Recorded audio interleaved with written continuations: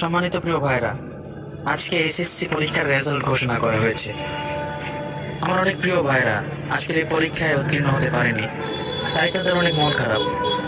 আমি তাদের উদ্দেশ্যে বলবো, যেখানে আমাদের মহান আল্লাহ তাআলা আমাদেরকে বলেছেন ইন্না মাআল উসরি ইউসরা, অর্থাৎ কষ্টের সাথেই রয়েছে স্বস্তি, সেখানে আমাদের কষ্ট পাওয়ার তো কোনো মানেই হয় না।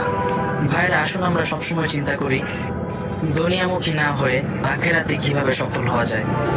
আমাদের স্থায়ী গন্তব্য অর্থাৎ আখেরাতে যদি আমরা সফল হতে পারি, তাহলে আমাদের জীবন সার্থক। আলহামদুলিল্লাহ।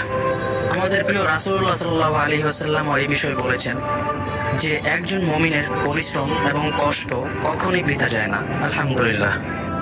সুতরাং প্রিয় ভাইরা, আজকের এই দুনিয়ার পরীক্ষায় আপনি উত্তীর্ণ না হতে পারলেও সবসময় চেষ্টা করবেন কিভাবে আখেরাতে উত্তীর্ণ হওয়া যায়। তাহলে এই দুনিয়া